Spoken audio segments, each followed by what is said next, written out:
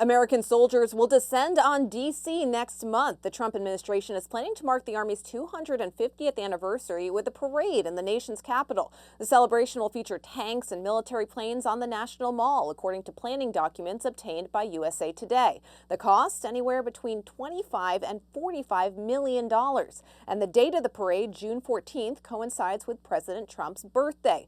Joining me now is the Hill's White House correspondent, Alex Gangitano. Alex, D.C. will see dozens of tanks, thousands of troops on the streets, and many are quick to point out that it's the same day as Trump's 79th birthday. Is that a coincidence, or is there something going on here that's more to that?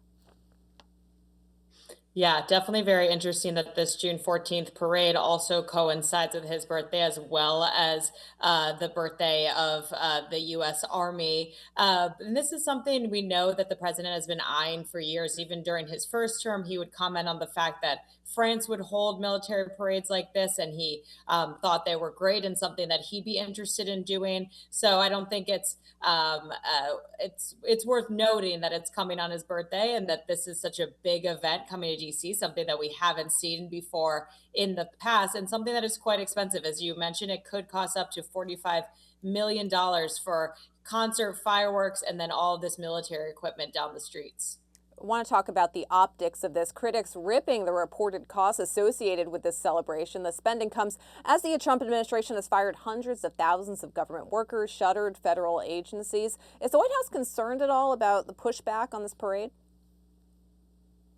Yeah, it's interesting. We haven't heard much from the White House about this pushback, but you're right. This White House has been so focused on cutting costs and cutting waste and fraud in the federal government. We know that Elon Musk Doge was working on just that and going into federal agencies and finding areas to cut. And they've touted to us reporters many times where several million dollars have been cut here and there. So now spending up to $45 million on a military parade definitely is going to reach some critics, considering they've made cuts, that people have lost jobs. There have been assistance programs, especially international ones, cut. And now they've chosen to spend money on something like this. But it's interesting. The White House has not, we're about a month out, and they've not wanted to comment too much on what's going on June 14th.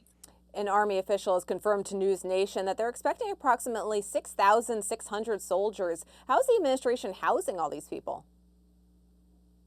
Yeah, it's really interesting. Reportedly, that they are going to be housing them in government office buildings. Of course, we have plenty of those around here in DC, and they're quite large with a lot of space. So interesting to use those as kind of a hotel for the weekend or for a night or whatever it is for some of these military men and women. As you mentioned, several thousand of them will be coming to DC. That's a lot of people, not to mention spectators who want to be staying in hotels so they can view this parade. So kind of an interesting route here to put them into government office buildings if that's what we see actually happening on the day.